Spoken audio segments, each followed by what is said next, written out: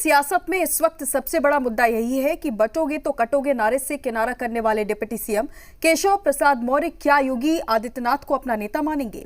CM योगी के नारे को संघ से समर्थन मिलने के बाद से यूपी में राजनीतिक हालात में कोई खास बदलाव तो नहीं दिखाई दे रहा है, लेकिन अंदरूनी खींचतान की खबरें जरूर आ रही हैं। ये रिपोर्ट देखिए।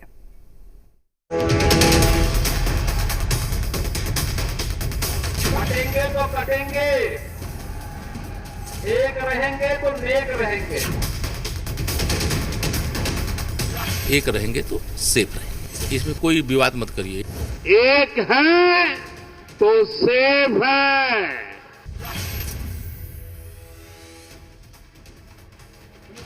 लगता है यूपी में योगी आदित्यनाथ की बढ़ती ताकत को डिप्टी सीएम केशव प्रसाद मौर्य पचा नहीं पा रहे हैं।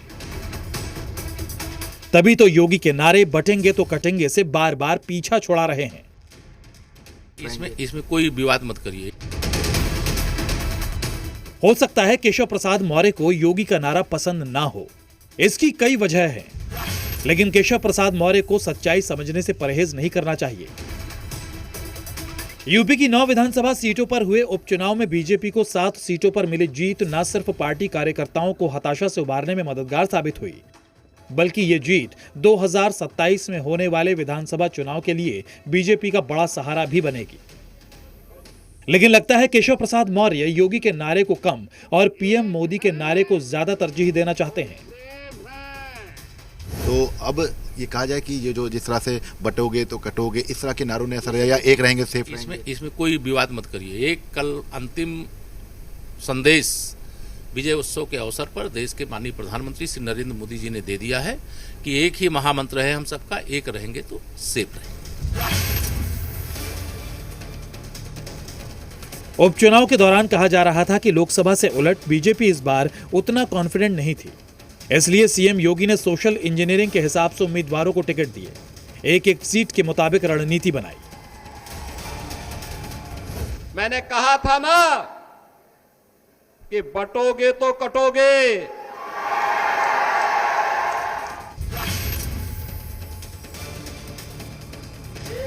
सीएम योगी आदित्यनाथ ने यूपी ही नहीं महाराष्ट्र के चुनाव में भी हिंदू एकजुटता को प्रमुखता से उठाया। महाराष्ट्र में यह नारा गहराई से असर करता दिखा। बटेंगे तो कटेंगे, इस देश का इतिहास रहा है, क्योंकि यहां बीजेपी गठबंधन को ऐतिहासिक जीत मिली है। वहीं यूपी के उपचुनाव और ताजा चुनावी नतीजों को देखकर यही माना जा रहा है कि लोकसभा चुनाव में बीजेपी को हुए नुकसान की भरपाई करते हुए जनता ने यह संदेश देने की कोशिश की है कि राष्ट्र हित में अब वो न बटेंगे न कटेंगे। ये ऐतिहासिक तथ्य है, प्रामाणिक तथ्य है कि जब जब हम लोग बटे हैं तब तब कटे हैं। राष्ट्रीय अखंडता तब तक, अस्थिरता अखंडता तब तक प्रभावित हुई है जब जब कहीं हम लोग आपस में सामाजिक तौर पे ताना माना टूटा है। अनेकता में एकता का देश भारत है, लेकिन जब जब हम लोग विभाजित हुए हैं तब तब हम लोग कमजोर हुए हैं, राष्ट्रीय क्षति हुई है और देश कमजोर हुआ है। यूपी के चुनावी नतीजों ने मुख्यमंत्री योगी के डिस्टिंक्शन मार्क्स से पास होने का ऐलान कर दिया है।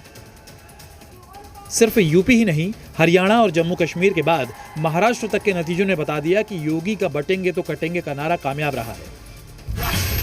इसने वोटर्स को जगाया, जिससे हिंदुत्व जीत रहा है और जाति हार रही है। विशाल रघुवंशी के साथ ब्यूरो रिपोर्ट, जी मीडिया।